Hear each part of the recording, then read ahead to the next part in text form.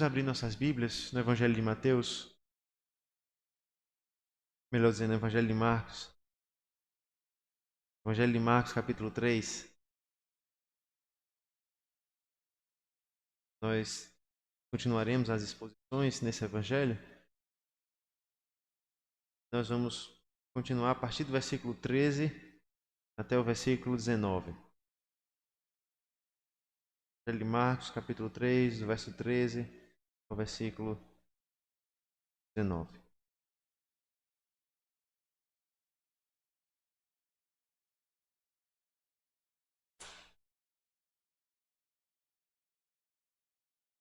Acompanhe com fé a palavra do nosso Deus. Ela nos diz assim: Depois subiu ao monte e chamou os que ele mesmo quis, e vieram para junto dele. Então designou 12 para estarem com ele e para os enviar a pregar, e a exercer a autoridade de expelir demônios.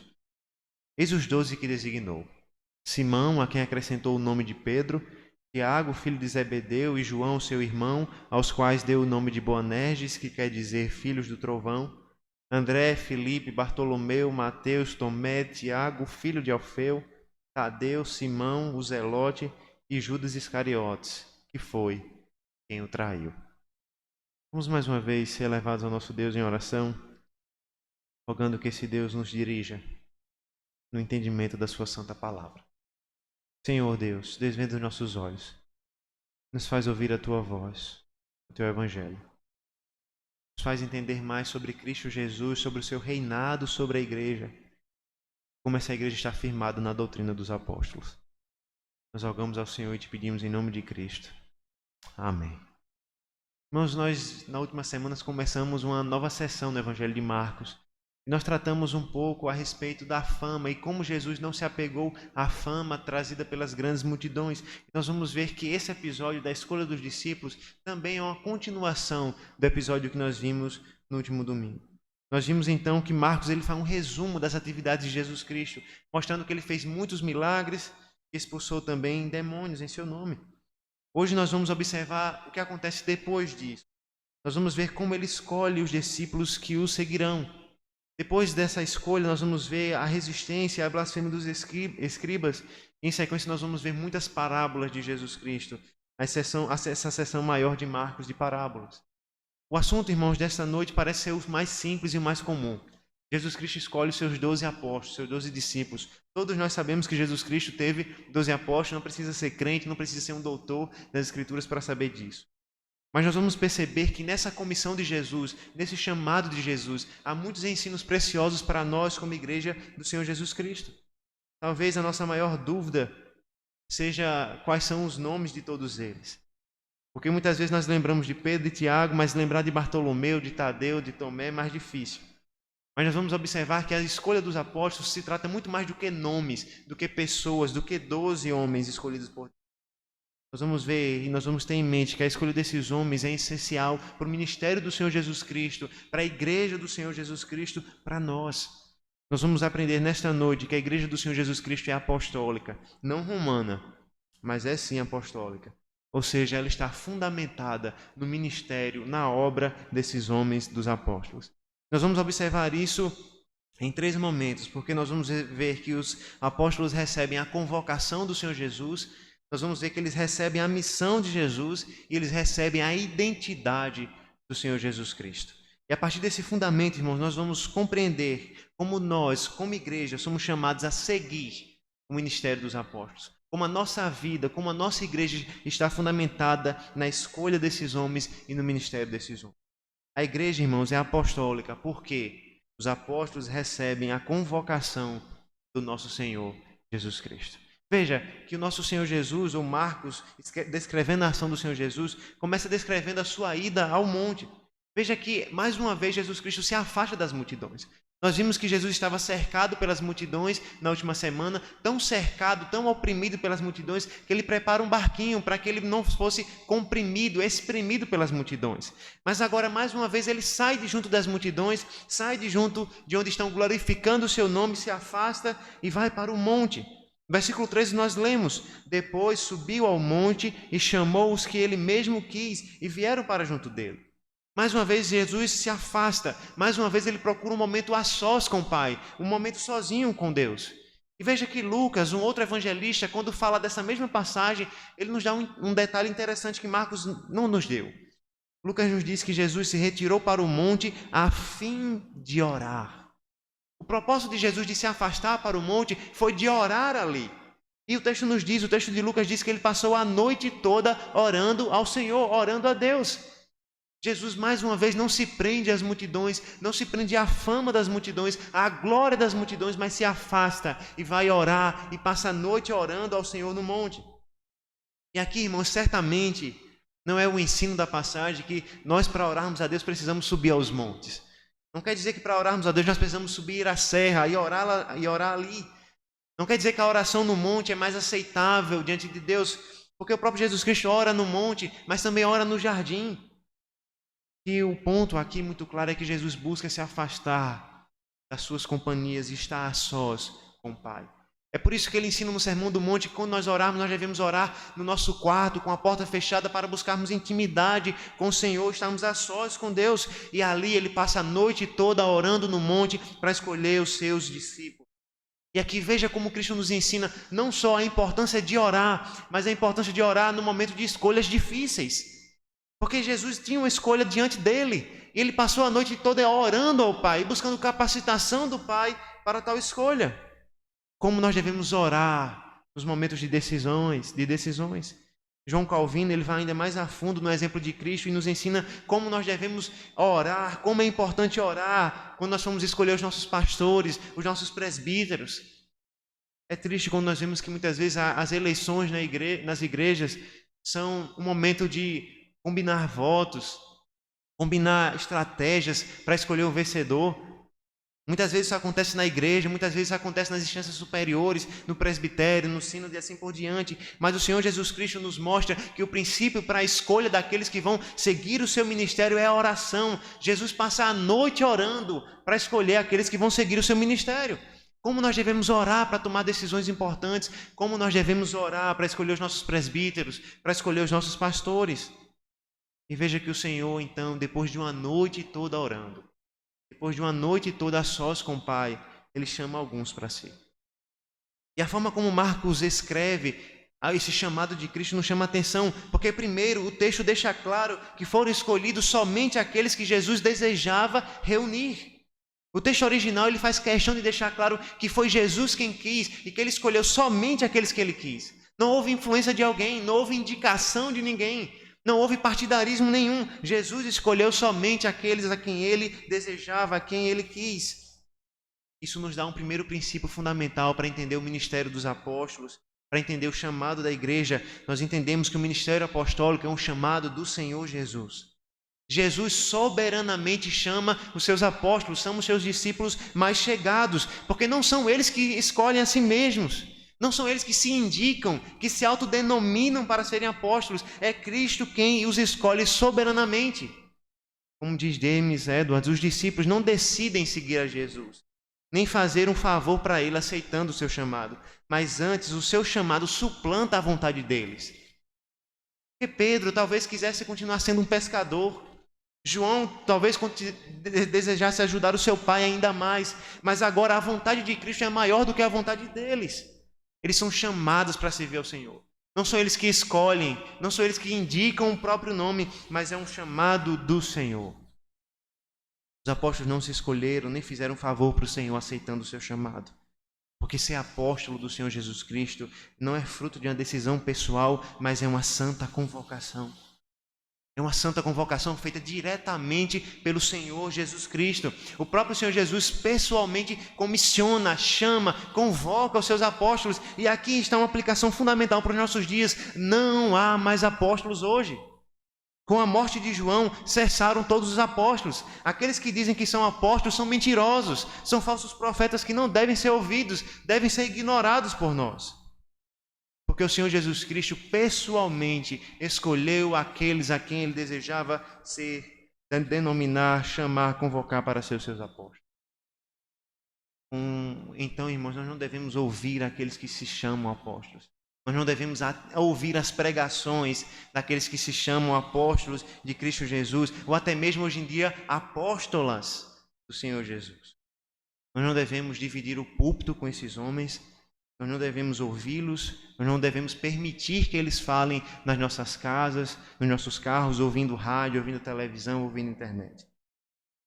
Aqueles que tomam para si mesmo essa honra de serem apóstolos de Cristo Jesus, mostram que são indignos desse chamado, porque o verdadeiro apóstolo é convocado diretamente pelo Senhor Jesus, como os 12 o foram. E o ministério desses homens é único, porque nenhum pastor, nenhum presbítero tem autoridade desses homens. Os pastores, os presbíteros são herdeiros do ministério apostólico, mas não são apóstolos. Por isso, aqueles que se chamam de apóstolos estão cometendo um grave pecado contra o Senhor, porque estão acrescentando a decisão de Jesus Cristo. Porque o Senhor Jesus Cristo escolheu aqueles a quem Ele quis. E quando nós escolhemos outros, nós estamos acrescentando a escolha de Jesus Cristo, muitas vezes usando o nome dEle para nos justificar. E aqui algo mais interessante acontece aqui. Porque não era comum que um mestre, que um rabi chamasse seus discípulos. Comum era o oposto. Existia um mestre, existia um rabi, e então os discípulos decidiam segui-lo, querendo aprender dele, querendo conhecer dele. Mas o Senhor Jesus Cristo é diferente.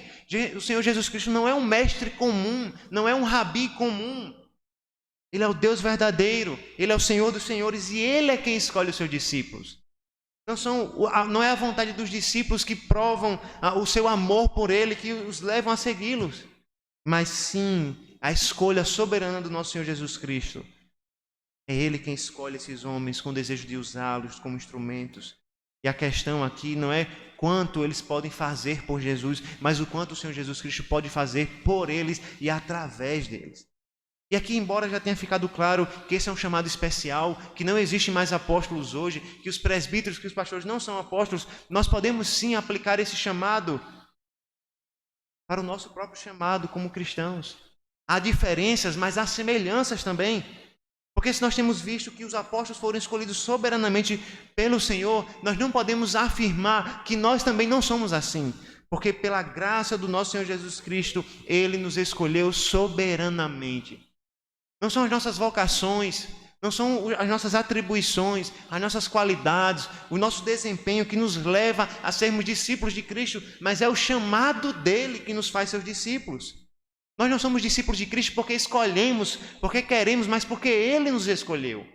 Porque Ele nos chamou de onde nós estávamos para sermos pescadores de homens, como Ele fez com Pedro. Não somos nós que escolhemos seguir o Senhor, mas é o próprio Senhor que nos chama para seguir. Nós já tivemos a oportunidade de ver chamados particulares aqui. Nós já vimos o chamado de Simão, de André, nós vimos o chamado de Tiago, de João, de Levi, que é chamado de Mateus. E em todos eles nós vimos que o chamado do Senhor deve ser atendido prontamente. É o Senhor quem chama e eles atendem prontamente o chamado do Senhor. Porque esse é o chamado do Evangelho. O Senhor chama para o seguir e nós atendemos prontamente. Por isso nós não podemos adiar o chamado de Deus, ou melhor dizendo, não adiar o nosso atender ao chamado do Senhor. Nós precisamos seguir a Cristo prontamente, como esses homens fizeram. Como André e Simão, que largaram suas redes, como Tiago e João, que deixaram seu pai com seus ajudantes, como Levi, que largou os seus impostos como publicano que era e seguiu prontamente o Senhor Jesus Cristo, porque o chamado de Jesus é urgente. Ele diz: arrependam-se e creiam no Evangelho. Por isso nós não devemos ter impedimentos para seguir o Senhor Jesus Cristo. O Senhor Jesus nos chama, nós devemos seguir. Nosso chamado é diferente, porque nós não fomos chamados para ser apóstolos. E muitos não vão ter que deixar suas profissões, seus empregos, seus chamados comuns, como esses homens fizeram. Contudo, o chamado para ser discípulos de Cristo é um chamado para todos nós. O chamado para ser um seguidor do Senhor Jesus Cristo é um chamado para toda a igreja, que é a herdeira dos apóstolos. Por isso que a igreja é apostólica, porque a igreja herda dos discípulos o chamado para seguir o Senhor Jesus. E nós somos chamados para seguir a Cristo. Por isso não deve haver nada que nos impeça de seguir ao Senhor. O que pode haver que nos impeça de seguir a Cristo? Qual é o emprego? Qual é o estudo? Qual é o casamento? Qual é a família que nos impede de seguir a Jesus Cristo? Se há, deve ser abandonado. Qual é o dinheiro? Qual é a profissão? Qual é o status? Qual é a fama que nos impede de seguir ao Senhor? Nós devemos segui-lo prontamente. O que é que nos impede de seguir a Jesus Cristo? O que é que nos impede de seguir o seu chamado, de seguir a sua lei, de seguir o seu evangelho? E aqui é tão interessante porque o chamado do Senhor Jesus Cristo não é um chamado simplesmente para obedecer os mandamentos. É um chamado para segui-lo prontamente. Porque mesmo que os mestres judaicos daquela época convocassem, ou melhor dizendo, não escolhessem, mas fossem seguidos pelos discípulos para aprenderem a como obedecer à lei do Senhor, o chamado do Senhor Jesus Cristo é ainda mais profundo. Não é simplesmente obedecer à lei, é mais do que isso, é seguir o Senhor Jesus Cristo, porque seguir a lei de Cristo, sem obedecer a Cristo, sem seguir a Cristo, é vão. Essa é uma verdade que muitos naquela época não compreendiam. Essa é uma verdade que muitos de nós hoje não compreendemos. Nós achamos que seguir a lei é seguir a Cristo, mas seguir a lei sem Cristo não pode nos levar à salvação. Nós precisamos seguir o Senhor da igreja. Nós precisamos seguir a Cristo. O seu chamado é urgente. Ele chama e nós devemos abandonar o que nós temos, os nossos status, aquilo que nos prende, seguir ao Senhor Jesus Cristo, seguindo o exemplo dos apóstolos. Veja, a igreja ela é apostólica porque ela está fundamentada no ministério dos apóstolos, porque eles recebem a convocação do Senhor Jesus, o chamado do Senhor Jesus. Mas não só isso, eles recebem também a missão do Senhor Jesus.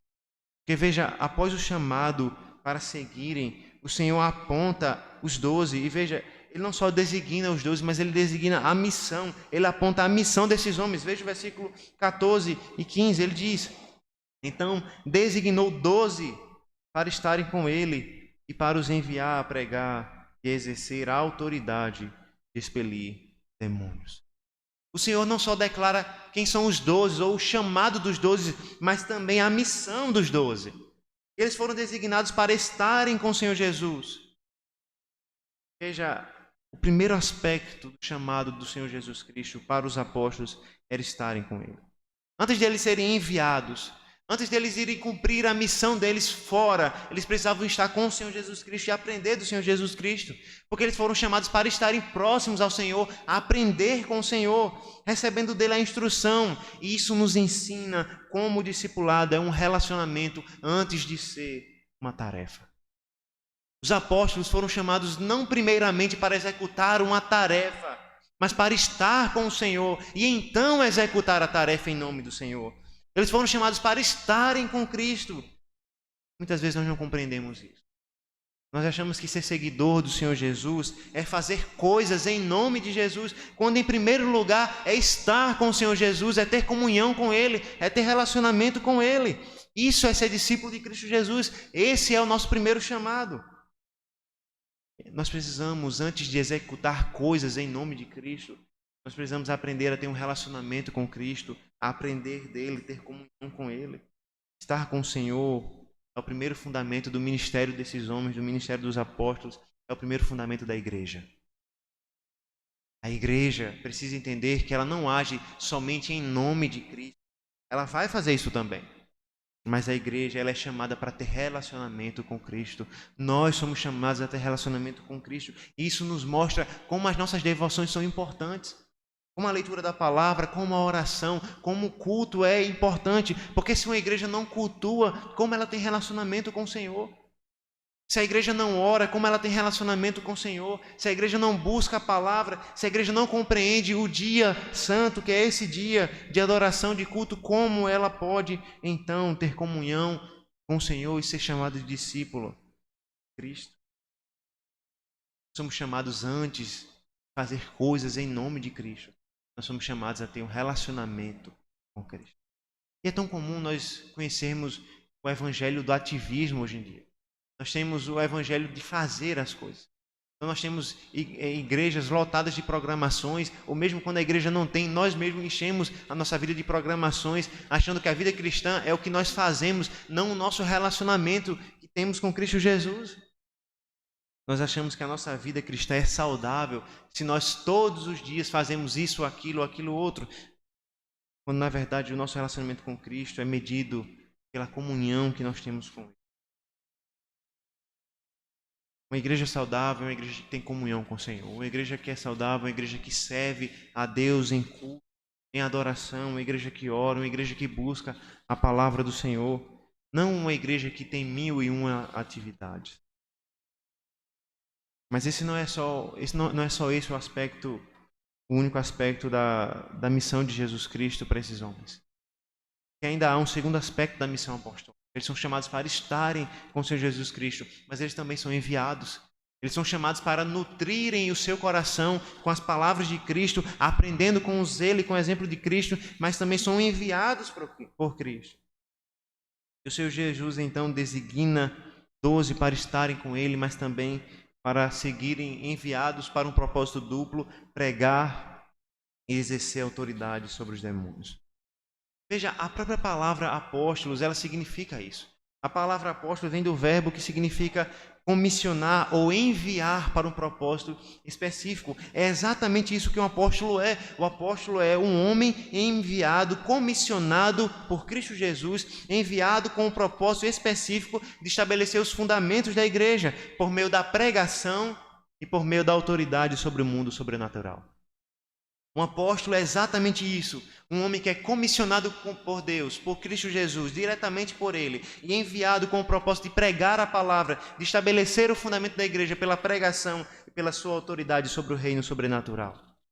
O apóstolo é um homem enviado, comissionado por Deus, e esse duplo propósito de pregar e exercer a autoridade nos fala muito sobre a igreja e sobre o nosso ministério, sobre a nossa obra hoje. Porque a igreja do Senhor Jesus Cristo está fundamentada na pregação apostólica. Essa é a pregação que sustenta a igreja do Senhor. Como afirma muito bem Guy Waters, o que caracteriza a igreja do Novo Testamento é a adesão firme à palavra de Jesus dada por meio dos seus apóstolos. O que nos caracteriza como igreja cristã não é só porque nós seguimos a Cristo isoladamente, mas é porque nós seguimos Cristo e os apóstolos. É uma tolice que muitos pastores têm ensinado hoje em dia, que nós devemos seguir a palavra de Cristo e não de Paulo, as palavras de Cristo e não de Pedro. Bobagem, mentira, porque a verdade é que nós devemos seguir o ministério apostólico, porque o ministério apostólico continua o ministério do Senhor Jesus Cristo. Quando nós negamos ouvir o que Paulo falou, o que Pedro falou, o que Tiago falou, o que João falou, nós estamos negando ouvir o próprio Senhor Jesus. O Senhor comissionou esses homens para darem continuidade ao seu ministério de pregação. Isso é tão sério, porque muitos vão dizer e vão falar, quando Paulo fala aos romanos, que é vergonha, que não se deve mulher deitar com mulher e homem com homem, eles vão dizer, não, mas quem disse isso foi Paulo. O Senhor Jesus pregou o amor. Jesus nunca falou sobre isso. Então, se Jesus Cristo não falou sobre isso, logo é permitido, porque só quem falou sobre isso foi Paulo e não o Senhor Jesus. Quem falou sobre isso foi o Antigo Testamento e não o Senhor Jesus Cristo. Veja como é sorrateiro os encantos da serpente, os encantos de Satanás. Ela vai nos dizer, você precisa ouvir o Senhor Jesus Cristo e não precisa ouvir os apóstolos. Quando a palavra de Deus nos diz que os apóstolos foram escolhidos para continuar o ministério de pregação da palavra dos apóstolos. E aqui veja que a palavra para pregação é a mesma palavra que é utilizada no capítulo 1, quando nós falamos do ministério de evangelização do Senhor Jesus Cristo, quando ele prega o evangelho, prega o arrependimento e a conversão. E aqui, irmãos, nós já vimos por 2 vezes o Senhor Jesus Cristo silenciar demônios, não permitindo que eles falassem sobre ele. Nós já vimos também que o Senhor Jesus Cristo ordena que um leproso se cale e não pregue sobre ele. Porque parece, irmãos, que esses não são arautos escolhidos pelo Senhor. O Senhor Jesus Cristo não escolheu que os demônios falassem sobre ele. Jesus Cristo não escolheu que aquele leproso falasse sobre ele. Mas agora o Senhor Jesus escolheu aqueles que deveriam falar em seu nome. Porque nós achamos muitas vezes que só a mensagem importa e o pregador não. Muitas vezes, seguindo o ditado, que é verdade, até na boca de Satanás, nós seguimos então sem olhar para o pregador. E esse não é o ponto da palavra de Deus. O conteúdo da pregação é vital, nós não estamos dizendo isso, nada contrário a isso. Mas o pregador da palavra também é vital. Porque nós não podemos ouvir alguém que não segue o Senhor Jesus, ou aquele que não foi escolhido pelo Senhor Jesus, mesmo que ele diga algumas verdades aqui ou ali. É por isso que Jesus não deixou que os demônios falassem, e mesmo os demônios falando a verdade, porque os demônios falaram: você é o Filho de Deus, e então Jesus Cristo mandou que eles calassem. É mentira que Jesus é o Filho de Deus? Não, é verdade. Mas por que eles não poderiam falar em nome de Jesus? Porque eles não foram escolhidos para isso. Porque eles não têm comunhão com Cristo. Porque eles não são de Cristo. Eles não são do reino de Cristo. Como muitas vezes nós perdemos tempo ouvindo falsos profetas, porque de vez em quando eles falam uma verdade aqui ou ali. Os apóstolos foram escolhidos pelo Senhor. E esses sim deveriam pregar. E a esses sim a igreja deveria ouvir. Veja, por meio do ministério de pregação dos apóstolos, Cristo guia a igreja. É a eles a quem o Senhor se revela de maneira muito especial. Isso é prometido pelo próprio Senhor Jesus Cristo. Abra comigo em Mateus capítulo 28. Nós vamos ver como o próprio Senhor Jesus Cristo promete continuar o seu ministério através deles. Mateus capítulo 28, versículo 19 e 20. Texto muito conhecido de todos nós.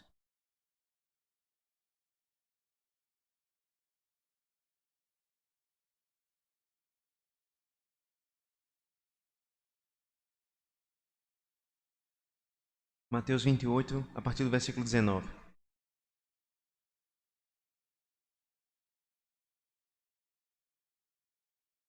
Ide, portanto, fazei discípulos de todas as nações, batizando-os em nome do Pai, e do Filho e do Espírito Santo, ensinando-os a guardar todas as coisas que vos tenho ordenado.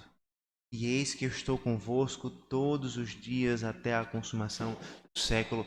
Qual é a missão dos apóstolos? Eles devem ensinar todas as coisas que foram ordenados pelo Senhor Jesus. E Jesus Cristo promete estar com eles até. Os apóstolos são chamados para darem continuidade ao ministério de pregação, a passar para a igreja tudo aquilo que eles aprenderam e aprenderiam sobre o Senhor Jesus pela obra do Espírito Santo. Por isso também nós reconhecemos que as cartas, que os escritos desses homens são sim fiéis e dão continuidade ao ensino de Jesus Cristo. Por que nós recebemos as cartas de Paulo? Por que nós recebemos a carta de Tiago, as cartas de João? Por que nós recebemos os evangelhos escritos por esses homens? Porque eles foram escolhidos pelo Senhor Jesus para darem continuidade à sua obra. Por isso o que Paulo fala não é pior do que o que Jesus fala. Porque Jesus está falando através de Paulo. Até interessante que algumas das nossas Bíblias grifam as palavras de Cristo de vermelho. Eu acho que essa não é a melhor escolha, porque parece que as palavras de Cristo são melhores do que as outras. Mas essa não é a verdade. A palavra de Cristo, por mais estranho que possa soar aos nossos ouvidos, não é melhor do que a palavra de Paulo. Não é melhor do que a palavra de Tiago, não é melhor do que a palavra de Pedro, não é melhor do que os Salmos, não é melhor do que Deuteronômio ou qualquer outro livro da Bíblia. Toda a Escritura é inspirada por Deus, diz o apóstolo Paulo. Toda a Escritura, seja o que Cristo falou, seja o que Cristo falou por boca de Paulo. Esses homens são escolhidos para darem continuidade ao ministério de pregação do Senhor Jesus Cristo. E eles são a boca de Cristo guiando a igreja. Tanto é que em Atos nós vimos que a igreja persevera na doutrina dos apóstolos. Nós poderíamos, estranhando nisso, dizer: como assim? Por que eles não perseveram na doutrina de Cristo, mas perseveram na doutrina dos apóstolos? É porque a doutrina de Cristo é, de fato, a doutrina dos apóstolos. Eles foram convocados para dar continuidade ao ministério de pregação e a igreja sabia disso, a igreja reconhecia isso. Nós também devemos reconhecer. Nós devemos reconhecer que as palavras das Escrituras dos apóstolos não são inferiores às palavras de Cristo, mas são palavra. É que veja que não só a pregação da palavra foi dada, mas também o exercer a autoridade sobre os demônios, sobre o mundo sobrenatural. Nós temos observado, irmãos, continuamente a palavra autoridade no Evangelho de Marcos. Essa palavra vai aparecer muitas vezes, Marcos quer focar nela. Porque o fundamento do Evangelho de Marcos é mostrar que Jesus Cristo tem autoridade. Veja que essa palavra vai aparecer 9 vezes em Marcos. 6 delas vão se referir diretamente ao Senhor Jesus Cristo, dizendo que Ele tem autoridade. 2 delas vão se referir aos apóstolos, como essa daqui, dizendo que Jesus Cristo deu autoridade a eles. E uma outra vez ela vai aparecer mostrando que, na ilustração daquele que é o dono da casa, que dá autoridade para os seus servos, obviamente o dono da casa sendo Cristo. Todas as vezes que o termo autoridade aparece em Marcos, está ligado a Cristo. É a autoridade de Cristo. Os apóstolos então recebem a autoridade do Senhor Jesus, que é delegada a eles. Ou seja, quando eles agem em nome de Cristo. Eles não possuem naturalmente essa dádiva, essa bênção. É Cristo quem dá. Eles agem em nome do Senhor Jesus. E aqui é algo interessante que se aplica para nós que somos presbíteros e pastores e para a igreja do Senhor. Os pastores, os presbíteros são herdeiros do ministério dos apóstolos. A própria Escritura nos diz que uma das tarefas dos apóstolos era passar de igreja em igreja, promovendo a eleição dos presbíteros. É interessante por duas razões. Primeiro, não eram os apóstolos que escolhiam os presbíteros. Ou seja, os apóstolos tinham autoridade, mas não de escolher os presbíteros. Eles organizavam eleições, quem escolhiam era a igreja. E segundo, era a tarefa fundamental deles promover essas eleições. E aqui, um princípio fundamental que é passado do ministério apostólico para o ministério pastoral, para o ministério dos presbíteros, é que, embora muitas vezes a gente pense o contrário, mas os presbíteros não são representantes da igreja. E deixe-me explicar melhor. Muitas vezes nós achamos que os presbíteros devem representar a igreja no conselho, a vontade da igreja no conselho, mas esse não é o ministério do presbítero ou o ministério dos apóstolos. Os presbíteros, assim como os apóstolos, são representantes de Cristo e não da igreja. Ou seja, muitas vezes a igreja quer uma coisa e o presbítero vai ter que dizer não, porque ele entende e vê na Escritura que Cristo ensina outro caminho. O presbítero não é um deputado que tem que representar os seus eleitores. O presbítero é aquele que foi comissionado por Jesus Cristo para ser um representante de Cristo. Por isso, as escolhas e as decisões do conselho não devem pensar simplesmente na vontade da igreja, mas naquilo que é melhor para a igreja por meio da vontade de Cristo. Porque os presbíteros, os pastores, são chamados não para serem representantes da igreja, mas para serem representantes de Cristo. Os presbíteros, os pastores, são chamados para serem Cristos no meio da igreja, assim como os apóstolos, agindo na autoridade de Cristo e pela graça do Senhor Jesus Cristo. Veja que até o momento do Evangelho de Marcos, somente um pregava e expulsava demônios. Era o próprio Senhor Jesus Cristo. No versículo 39 do capítulo 1, nós lemos isso, que Jesus percorreu toda a Galileia, pregando nas sinagogas e expulsando os demônios. Somente ele fazia isso, somente ele pregava e expulsava os demônios. Mas agora ele passa essa autoridade para os apóstolos que vão agir em seu nome.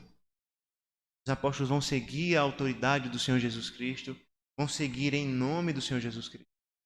Por isso, irmãos, quando nós elegemos nossos presbíteros, nossos pastores, nós não devemos achar que eles estão ali para fazer as nossas vontades. Nós não devemos achar que deve ter um presbítero da SAF, um presbítero dos homens, um presbítero dos jovens.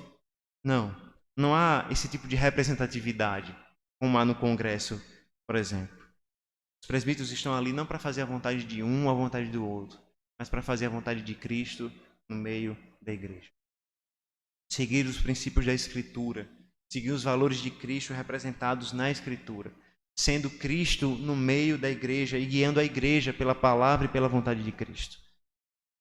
E que, voltando ao nosso texto, nós podemos perceber que os apóstolos são chamados para estarem com Cristo, para falarem sobre Cristo e em nome de Cristo, e agora são chamados para agirem em seu nome.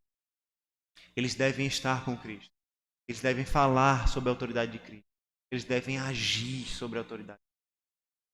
E com isso, irmãos, nós compreendemos que o ministério dos apóstolos não era reconhecido apenas pelo apoio ao Senhor, mas também pela oposição ao reino das trevas. Os apóstolos foram escolhidos para se posicionarem contra os demônios, contra o reino de Satanás, para agir com autoridade contra o reino das trevas. Muitas vezes nós vamos identificar aqueles que são discípulos de Cristo, não só pelas suas amizades, mas também pelas suas inimizades, porque o Filho de Cristo, aquele que é Filho de Deus, aquele que é seguidor de Cristo Jesus, é inimigo do reino das trevas, é inimigo do pecado, é inimigo das imoralidades, é inimigo da fofoca, é inimigo do pecado. E aqui nós podemos ver claramente que a igreja é apostólica, porque ela está fundamentada no ministério dos apóstolos que receberam a missão do Senhor Jesus Cristo. Mas eles não só receberam a missão, eles receberam ainda a identidade do Senhor. Veja que depois de declarar que Jesus chamou os 12, depois de declarar que a missão desses 12, agora o Senhor Jesus Cristo vai declarar quem são esses 12. E veja, a partir do versículo 16 de Marcos, capítulo 3, que o texto nos diz.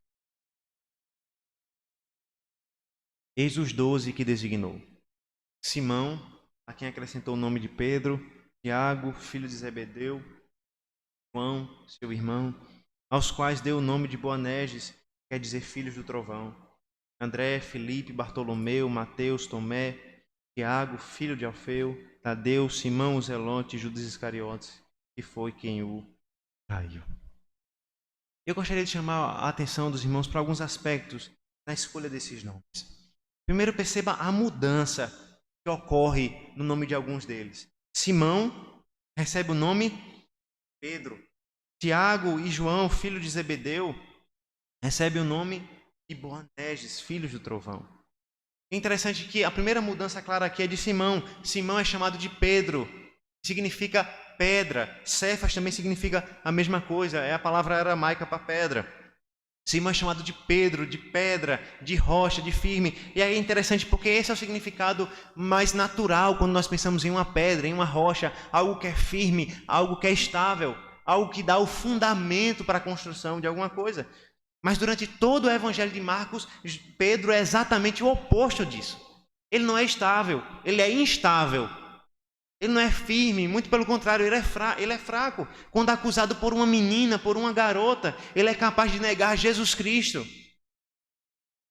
Mas veja o poder do chamado do Senhor. Ele pega esse homem fraco, que tem medo de uma criança e nega o Senhor Jesus Cristo. Ele pega esse homem instável, que uma hora diz que Jesus Cristo é o Filho de Deus, o Filho do Deus vivo, é o Cristo. E outra hora ele quer impedir o Senhor de seguir para a sua crucificação. E Jesus Cristo tem que dizer: arreda, Satanás. Mas Jesus Cristo pega esse homem instável, esse homem frágil, esse homem covarde por muitas vezes, e o transforma na rocha firme sobre o qual ele fundamenta a sua igreja.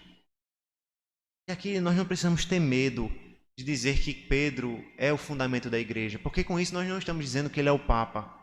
Nós não estamos dizendo que ele foi o primeiro Papa, que ele é a rocha fundamental da igreja, mas nós estamos dizendo que ele é sim a pedra fundamental da igreja. Por quê? Porque ele é o representante dos apóstolos, ele é o principal dos apóstolos. Em todas as listas apostólicas, Pedro aparece primeiro. Em todas as listas apostólicas, ele aparece primeiro. Ele é, de fato, o grande líder apostólico que dá o fundamento para a igreja. Ou seja, Pedro não é o Papa, mas, de fato, ele é sim a pedra sobre o qual Jesus Cristo ergue a sua igreja. Veja a graça de Deus, transforma um homem estável na rocha apostólica sobre a qual ele constrói a sua igreja. O homem medroso e covarde, no homem corajoso, prega o seu evangelho até mesmo diante da morte. Nós vimos ainda o filho de Zebedeu, os dois filhos de Zebedeu, Tiago e João, que recebem o nome de Boanerges, que significa filhos do trovão.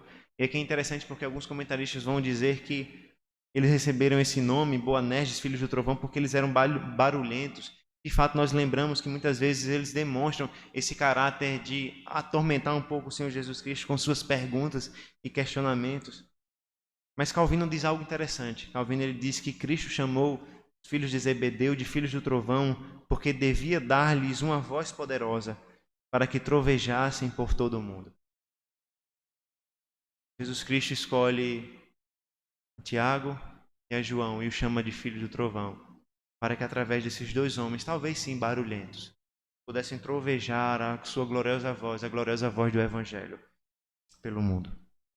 Pelo ministério de Tiago e de João, muitos são salvos, muitos conhecem o Senhor Jesus.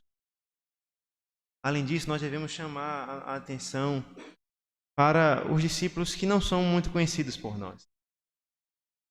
Veja, por exemplo, Bartolomeu, Tomé, Tiago, outro Tiago, filho de Alfeu, Tadeu, Simão, o Zelote.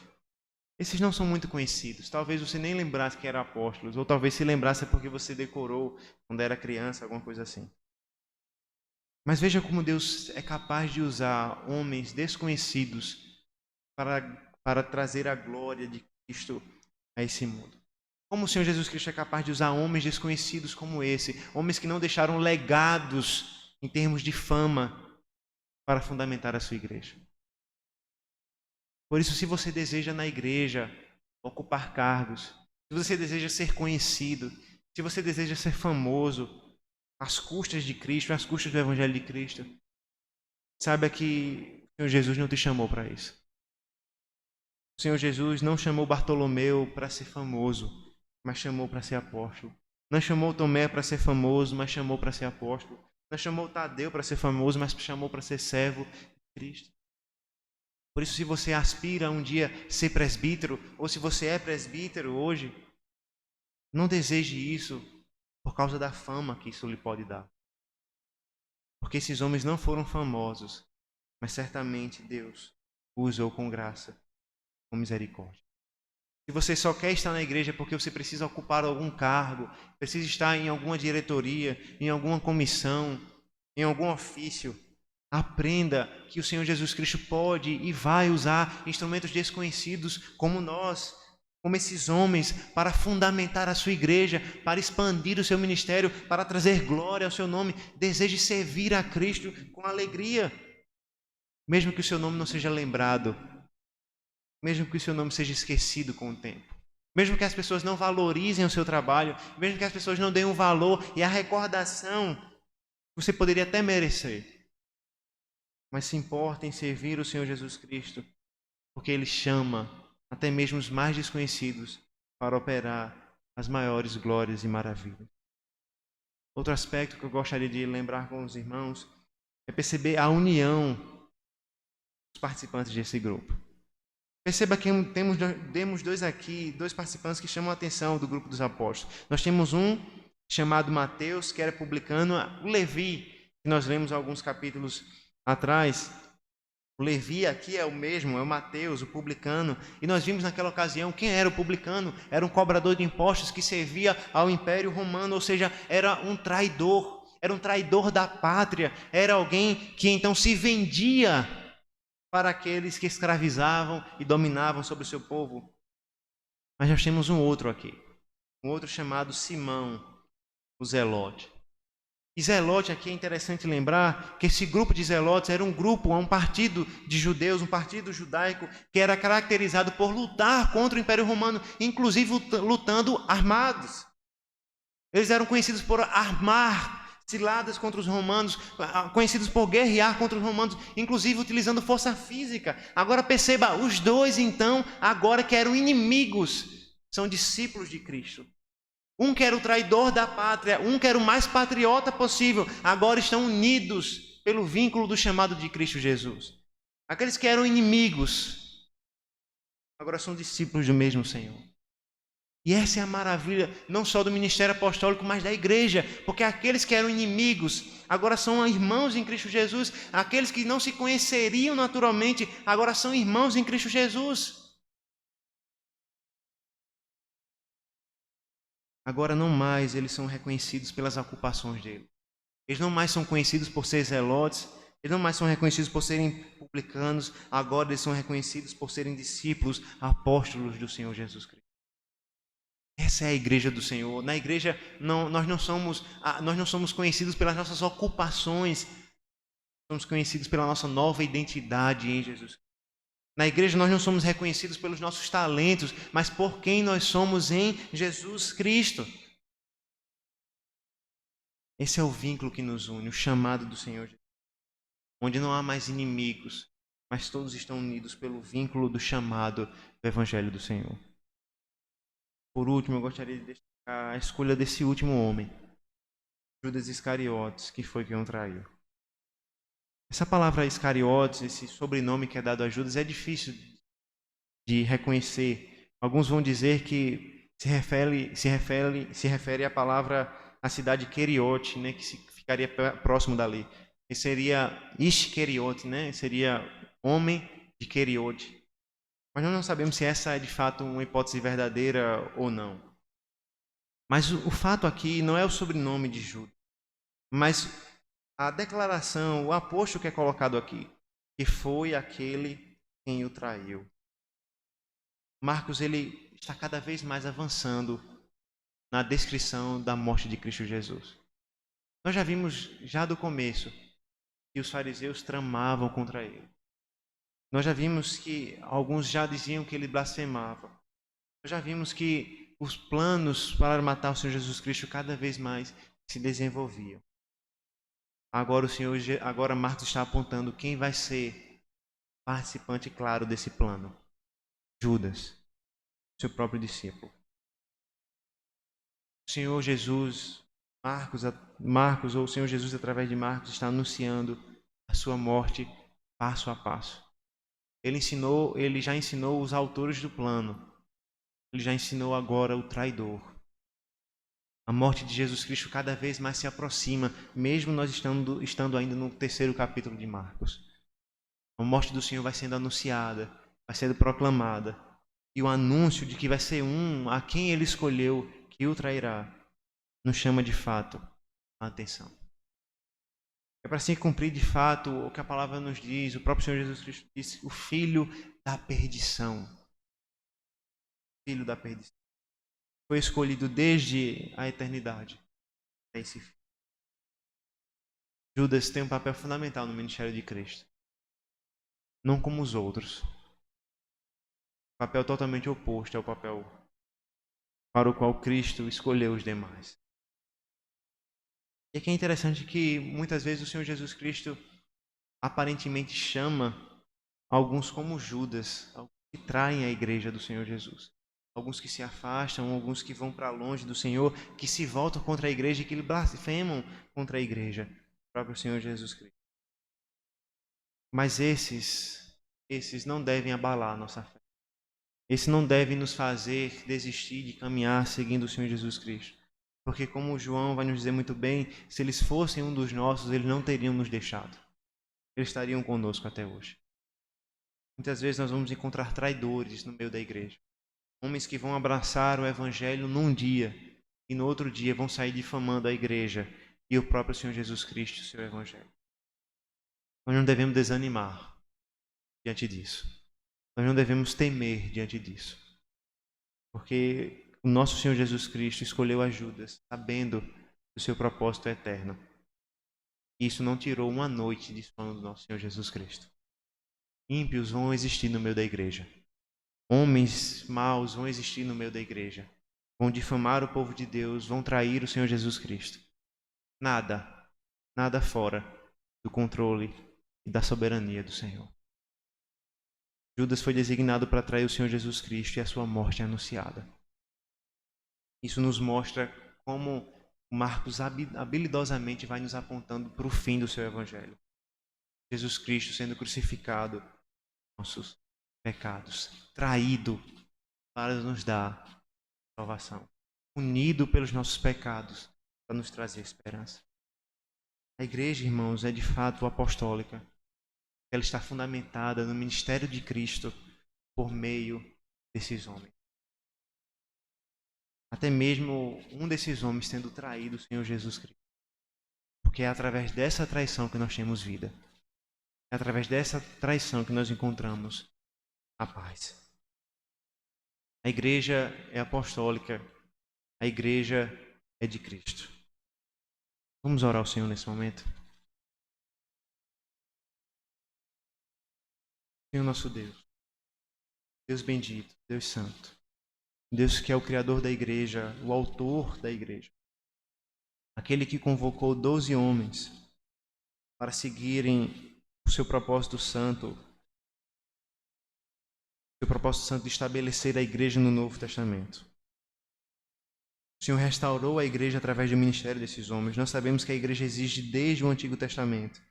Mas por meio desses homens, por meio do ministério desses homens, a igreja é restaurada, ela é renovada, ela é estabelecida na nova aliança. Nós te louvamos, porque o Senhor escolheu homens comuns, homens ordinários, homens do dia a dia, pescadores, publicanos, zelotes, para estabelecer o teu reino por meio deles. Te agradecemos porque esses homens dão continuidade ao teu ministério. Por meio desses homens, o testemunho do Evangelho chegou até nós hoje. Louvado seja o Senhor Jesus Cristo, o Senhor da igreja, que escolhe a sua igreja soberanamente, que nos escolheu soberanamente e nos deu o seu Evangelho soberanamente. O Deus que soberanamente escolheu um traidor para, por meio dessa traição, dar a vida por todo aquele que crê. Esse é o Evangelho. O Senhor nos escolhe para ser os seus discípulos e dá a vida por nós para sermos os seus discípulos. Nos ajuda a crer nesse Evangelho. Nos ajuda a crer nesse ministério que chegou até nós por meio de santos homens escolhidos pelo Senhor. Louvado seja o teu nome pelo Evangelho de Cristo e pela Igreja do Senhor. Em nome de Cristo nós te oramos. Amém.